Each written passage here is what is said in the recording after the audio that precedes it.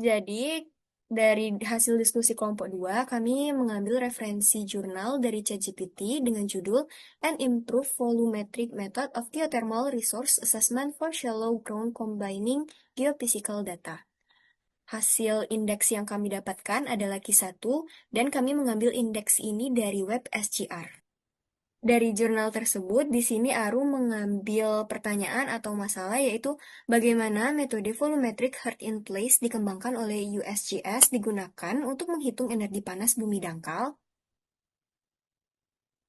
Dan saya Rahel mengambil permasalahan mengenai mengapa metode volumetrik tradisional dalam penilaian sumber daya panas bumi dangkal dianggap kurang akurat sehingga memerlukan integrasi dengan data geofisika, seperti hasil microtremor survey method.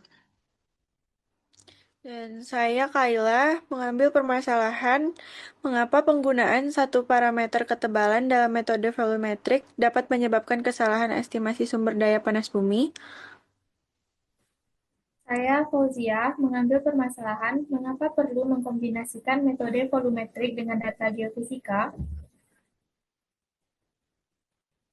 Saya Intan Ananda mengambil permasalahan bagaimana metode perhitungan baru berbasis mikrotremor dapat memberikan hasil yang lebih tinggi sekaligus memetakan wilayah dengan potensi panas bumi dangkal terbesar dibandingkan metode volumetrik tradisional. Saya Tiara mengambil permasalahan mengapa metode volumetrik digunakan untuk menilai potensi sumber daya panas bumi dangkal.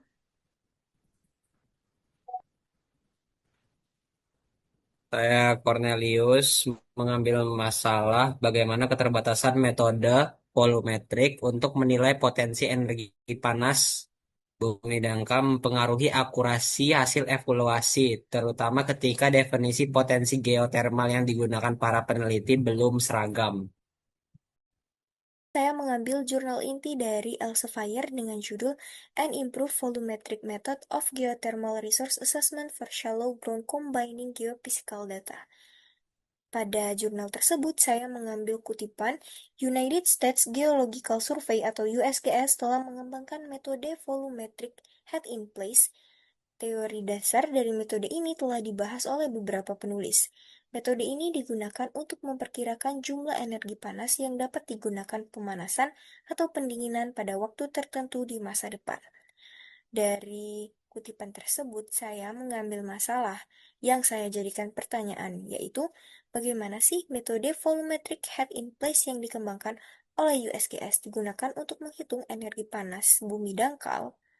Untuk menjawab masalah tersebut, saya mengambil jurnal pembanding dari Elsevier dengan judul Change in Aerial Thermal Infrared Signature over the Rotorua Geothermal Field, New Zealand. Jadi, metode volumetric head in place itu adalah metode estimasi sumber daya panas bumi yang menghitung total energi panas tersimpan dalam suatu reservoir berdasarkan volume batuan, porositas, kapasitas panas, densitas, dan perbedaan suhu dengan kondisi referensi.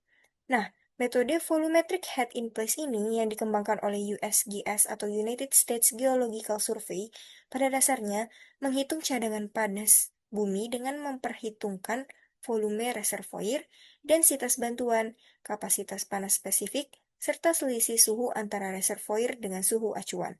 Namun, agar hasil perhitungan ini lebih reliable, pendekatan kimia analitik digunakan untuk memberikan data pendukung, khususnya terkait parameter suhu dan sumber panas.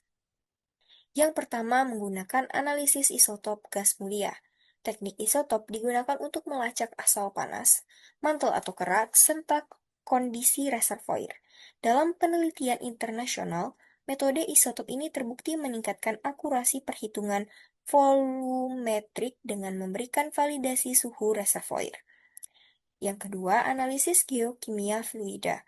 Parameter kimia dianalisis menggunakan metode spektroskopi atau titrimetri. Data ini dipakai dengan geotermometer kimia, misalnya silika geotermometer, untuk memperkirakan suhu reservoir aktual. Suhu ini kemudian diinput ke dalam rumus volumetrik sehingga estimasi energi menjadi lebih representatif.